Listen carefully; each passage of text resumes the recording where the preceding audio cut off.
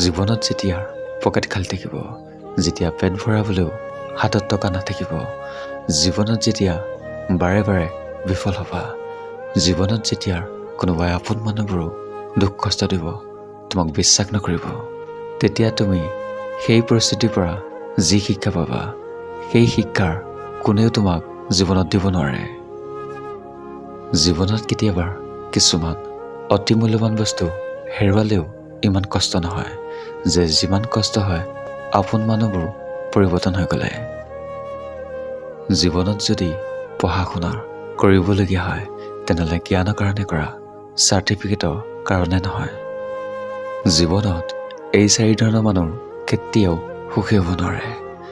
Number 1, যি মানুহে সামান্য কিবা কথাতেই খং কৰে, অলপতেই খং উঠে, তেনেধৰণৰ মানুহ কেতিয়াও সুখী হ'ব নোৱাৰে। নম্বৰ 2, যি মানুহে আনৰ সুখ দেখি, যি মানুহে আনৰ উন্নতি দেখি, আনৰ কিবা ভাল দেখি জ্বলে। নম্বৰ 3, যি মানুহে আনৰ ওপৰত নিৰ্ভৰশীল হৈ থাকে, যি মানুহে অলপতেই বিশ্বাস কৰি লয়। নম্বৰ 4, যি মানুহে অলপতেই সুখী নহয়, যি মানুহে সকলোকে সন্দেহ কৰে, তেনেধৰণৰ মানুহ জীৱনত কেতিয়াও সুখী হ'ব নোৱাৰে। জীৱনত যদি কাৰোবাক ভালে পোৱা, তেনেহ'লে নিস্বাৰ্থভাৱে ভাল পোৱা, স্বাৰ্থৰ কাৰণে নহয়। অতিৰিক্ত কথাই ব্যক্তিত্ব নষ্টৰ, অতি লোভে বিবেক নষ্টৰ, অতি আদৰে সন্তান নষ্টৰ, অতি লৱণে তৰকাৰী নষ্ট, অতি সন্দেহে সম্পৰ্ক নষ্ট, আৰু অতি অহংকাৰে মানুহ নষ্টৰ। সম্পৰ্কৰ 7 বছৰে হওক বা 7 দিনৰে, যদি ইজনে সিজনৰ প্ৰতি গুৰুত্ব নাথাকে, ইজনে সিজনৰ প্ৰতি যদি বিশ্বাস নাথাকে, তেনেহ'লে সেই সম্পৰ্কৰ বেছি দিন নিটিকে। এই দুনিয়াত সকলোতকৈ সস্তা বস্তুটোৱেই হৈছে পৰামৰ্শৰ।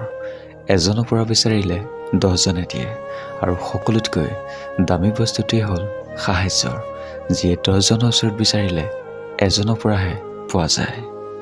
কথাৰ সকলো সময়তে ভাবি চিন্তি ক'ব লাগে, কাৰণ কথা কোৱাৰ আগে শব্দৰ তোমাৰ গোলাম, আৰু কোৱাৰ পিছত তুমি শব্দৰ গোলাম। তুমি জীৱনত কিমান সুখী সেইটো ডাঙৰ কথা নহয়, তোমাৰ কাৰণে কিমানজন সুখী হৈছে সেইটোহে ডাঙৰ কথা। জীৱনত হাঁহিবলৈ নিজে শিকি লোৱা, কাৰণ কান্দুৱাবলৈ সকলোৱে শিকাই দিব। পৃথিৱীত মানুহ যিমানেই শক্তিশালী নহওক কিয়, তাৰ প্ৰিয় মানুহজনৰ ওচৰত সদায় দুৰ্বল।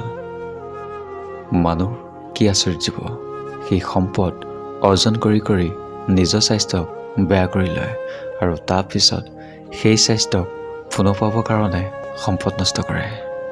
সম্পৰ্কৰ মাজত মিছা কথা কোৱা তেতিয়া আৰম্ভ হয়, যেতিয়া সেই সম্পৰ্কৰ মাজত তৃতীয়জনৰ আগমন ঘটে।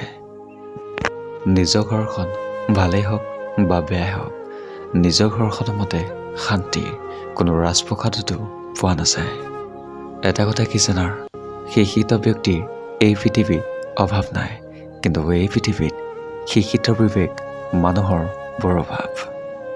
সকলোতকৈ দামী বস্তুটোৱেই হৈছে সময়, আৰু মানুহে সকলোতকৈ বেছি সময়কে অপচয় কৰে। ব্যৱসায় লাগিলে যিমানেই সৰু নহওক কিয় স্বাধীনতাৰ নিজৰ লগত, চাকৰি যিমানেই ডাঙৰ নহওক কিয় স্বাধীনতাৰ অন্য হাতত।